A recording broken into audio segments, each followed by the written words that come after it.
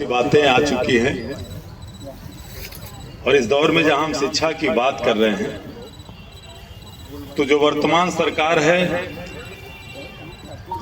उस सरकार में मुझे लगता है कि गिरावट तो हर जगह आई है, लेकिन शैक्षणिक स्तर पे और शिक्षा के स्तर पे इतनी गिरावट शायद मुझे लगता है कि आजादी के बाद किसी सरकार में नहीं आई थी जितना इस सरकार में देखने को मिला। और वो इसलिए भी कि जब देश के प्रधानमंत्री की डिग्री ही न्यायालय में फंसी हुई है और जुडिशरी ये तक कह देती कि आप उनको देख नहीं सकते, देखने वाले के ऊपर जुर्माना तक लगाया गया, मतलब देखने की मांग करने वाले के ऊपर। तो जो प्रधानमंत्री हमारे इंटायर पॉलिटिकल साइंस के हैं और यहाँ यूनिवर्सिटीज के अपने विद्वत बैठे हैं, हम लोग के समय भी और शायद आप लोग के समय भी इंटायर पॉलिटिकल साइंस कहाँ पढ़ाई जाती थी, हिंदुस्तान के किस विश्वविद्यालय में, ये बहुत खोज का विषय है। तो ऐसे समय में अभी संदीप सर कह रहे थे कि उत्तर प्रदेश के मुख्यमंत्री से हम मिले। उस मुख्यमंत्री को प्राथमिक शिक्षा या प्राइमरी एजुकेशन की चिंता कहां से होगी? जो मुख्यमंत्री पाठशाला बना मधुशाला की जंग छेड़े हुए 24,000 प्राइमरी स्कूलों को बंद किया जाता है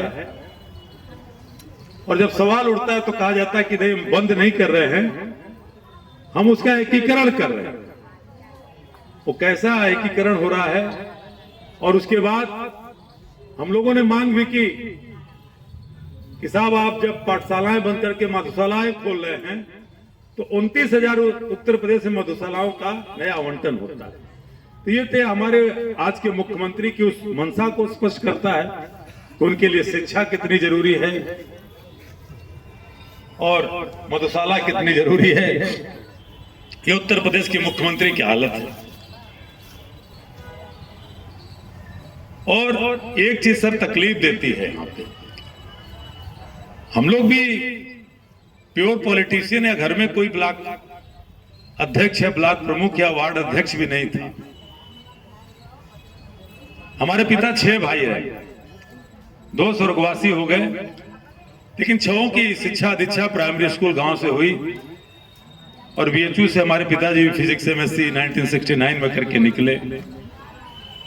वो सब कुछ देखने के बाद 6 भाइयों में हमारे पिता के 14 लड़के, और आज इन सारे अर्बन नक्सलाइटों के साथ संघर्ष करते हुए जब मैं आता हूं तो मुझे लगता है, कभी कभी देखता हूं कि 14 लोगों में मैं इकलौता व्यक्ति हूं जो उनकी दृष्टि से बेकार आदमी।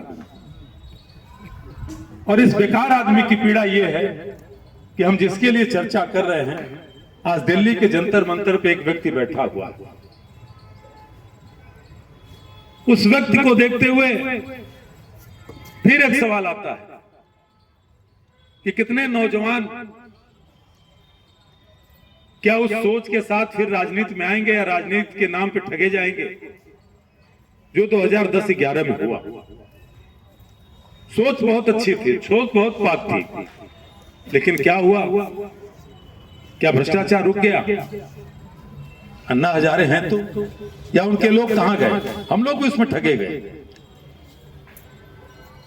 आज वो व्यक्ति कहीं, मैं उस व्यक्ति को उससे महान समझता हूं क्योंकि उस व्यक्ति के पास शिक्षा से लेकर के, पर्यावरण से लेकर के और देश दुनिया के मंचों पे आदरणीय सोनम वांगचुक ने अपने आप को सिद्ध किया है।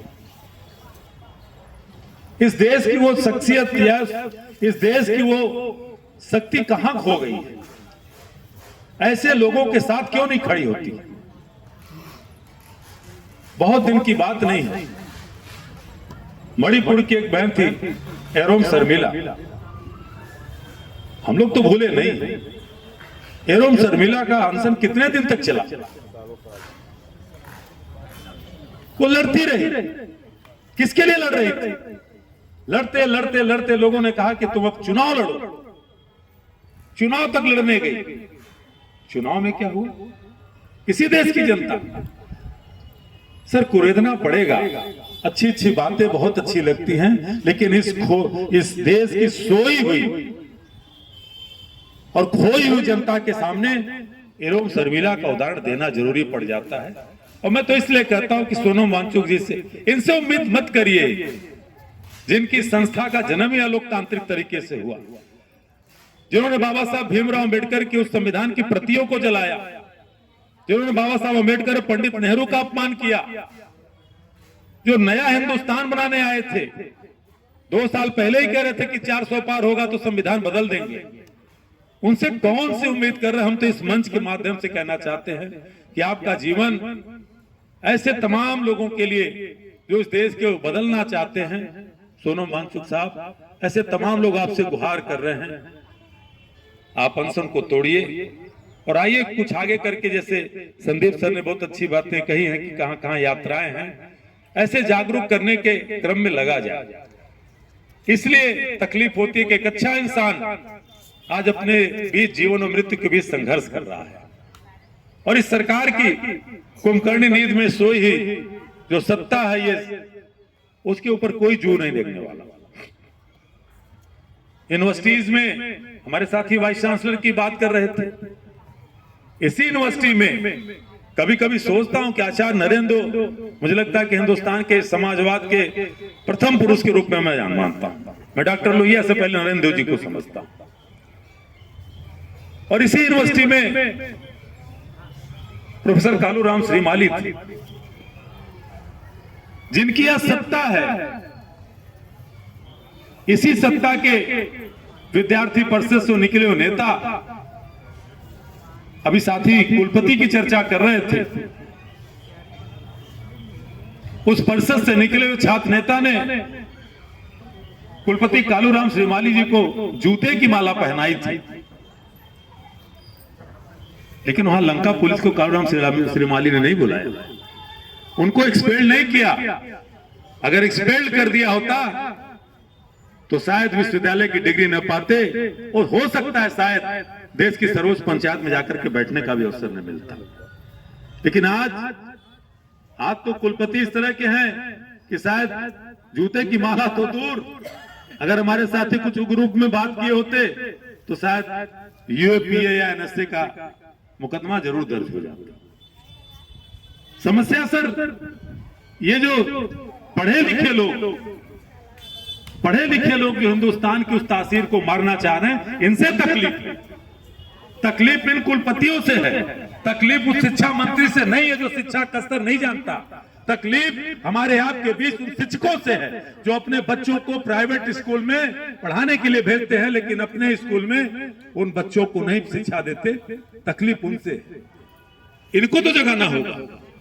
न्यायमूर्ति सुधीर अग्रवाल जी का जजमेंट 2015 का लेकर के उत्तर प्रदेश के मुख्यमंत्री ने 22 राज्यों में इनकी सरकार, और जिन जिन राज्यों में अपोजिशन की सरकार है, मैं तो अपनी पार्टी के भी सरकार को कह रहा हूं, वहां पर भी सर बात करिए, कर्नाटका में बात करिए, आप बात करिए जहां पे कांग्रेस पार्टी की सरकार है, इनको भी टेस्ट करना जरूरी है।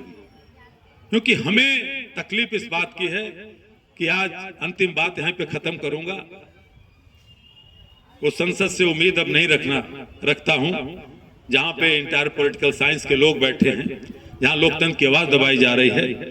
धूमिल की वो बात कि एक आदमी रोटी बेलता है और एक आदमी रोटी को सेकता है और खाता है, एक आदमी रोटी बेलता है, एक आदमी रोटी खाता है, और तीसरा व्यक्ति है जो न रोटी को बेलता है न रोटी को खाता है।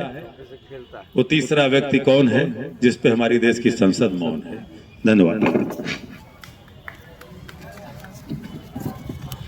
Thank you.